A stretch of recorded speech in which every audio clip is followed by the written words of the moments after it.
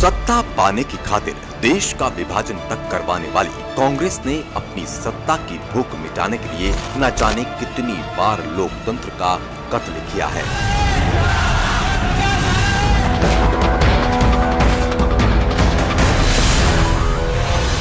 सत्ता के लालच में अंधी कांग्रेस ने संविधान का दुरुपयोग कर अनगिनत बार राज्य सरकारों को बर्खास्त कराया। संविधान लागू होने के कुछ महीनों बाद ही कांग्रेस ने संविधान का दुरुपयोग करना शुरू कर दिया था। कांग्रेस के शासनकाल में 90 बार राज्य सरकारें गिराई गई। नेहरू की हनक का सबसे पहला शिकार हुआ पंजाब। जी हाँ, आजादी के बाद पंजाब वह राज्य था जहां पर कांग्रेस की सरकार को ही नेहरू ने बर्खास्त कराया था, क्योंकि कांग्रेस के वो लोग नेहरू को पसंद नहीं करते थे। 20 जून 1951 से 17 अप्रैल 1952 तक पंजाब में राष्ट्रपति शासन लगाया गया।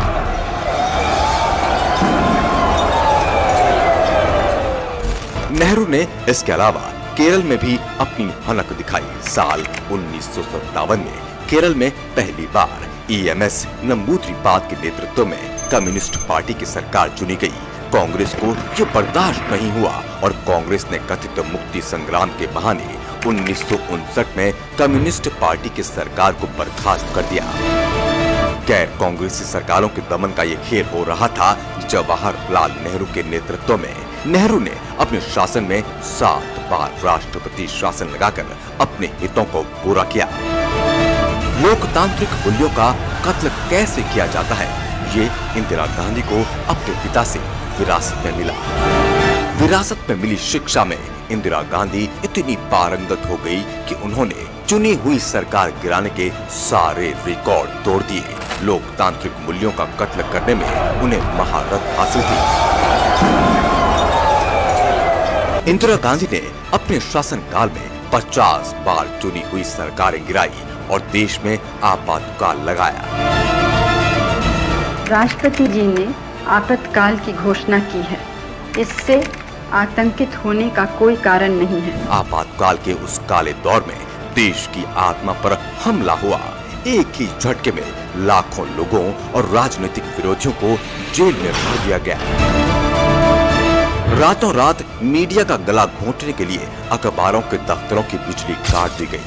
26 जून 1975 को देश में आपातकाल लगा दिया गया। 21 मार्च 1977 तक नागरिकों के अधिकार छीन लिए गए। सत्ता के खिलाफ बोलने वालों को गिरफ्तार किया गया। चुनावों को टाल दिया गया और प्रेस पर कठोर सेंसर लगा दिया गया। यहाँ तक कि आपातकाल के खिलाफ बोलने वाले कांग्रेस नेताओं को भी पार्टी से निकालकर गिरफ्तार कर लिया गया। लोगों के जहन में आपातकाल के वो डरावने और खौफनाक दिन आज भी जिंदा है। उस दौर में क्या कुछ नहीं हुआ। उस दौर में लोगों की जबरदस्ती नसबंदी कर दी गई। सत्ता के अहंकार में डूबी इंदिरा गांधी इतनी अंधी हो गई थी कि उन्हें जनता का दर्द ना दिखाई दिया और ना सुनाई दिया। आपातकाल के बाद इंदिरा गांधी सत्ता से बाहर हो गई थी। उसके बाद जब इंदिरा गांधी सत्ता में दोबारा लौटी तो उन्होंने 17 फरवरी 1980 को एक ही दिन में 6 राज्य सरकारों को भंग कर दिया, जो अपने में एक अलग ही रिकॉर्ड है। राजीव गांधी के कार्यकाल के दौरान 6 बार राष्ट्रपति शासन लगाया गया। राजीव गांधी ने पंजाब, तमिलनाडु, नागालैंड, मिजोरम, कर्नाटक राज्यों में राष्ट्रपति शासन लगाया। PV नरसिम्हा राव की सरकार के दौरान 11 बार राष्ट्रपति शासन लगाने का फैसला किया गया। नरसिम्हा राव सरकार में राम मंदिर आंदोलन चरम पर था।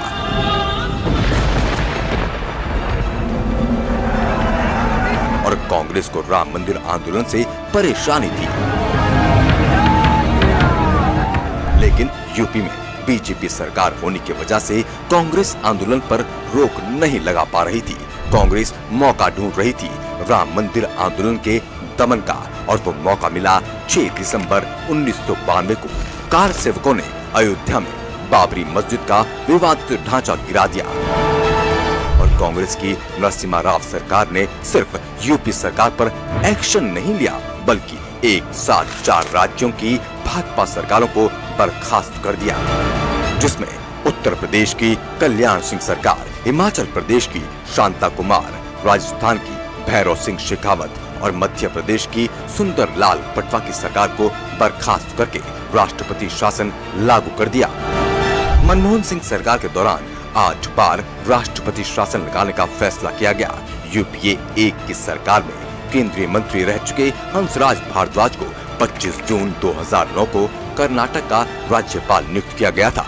भारद्वाज ने कर्नाटक में भारतीय जनता पार्टी के तत्कालीन मुख्यमंत्री बीएस येदियुरप्पा की बहुमत वाली सरकार को बर्खास्त कर दिया और तर्क दिया गया कि येदियुरप्पा सरकार के बहुमत पाने का तरीका सही नहीं था। इसके अलावा अन्य कई राज्यों की गैर कांग्रेसी सरकारों का दमन कांग्रेस की केंद्र सरकार के द्वारा किया गया। आजकल जो कांग्रेसी संविधान की दुहाई देते हैं, लोकतांत्रिक मूल्यों की बात करते हैं, उन्हें अपना काला इतिहास उठाकर देखना चाहिए। उन्हें देखना चाहिए कि उन्होंने सत्ता के घमंड में क्या क्या नहीं किया। जनता को भी जानना चाहिए कि संविधान की बात करने वालों ने सैकड़ों बार अपने हितों के लिए संविधान का कत्ल किया है। कांग्रेस सत्ता की खातिर कितना नीचे गिर सकती है, ये दुनिया ने देखा है।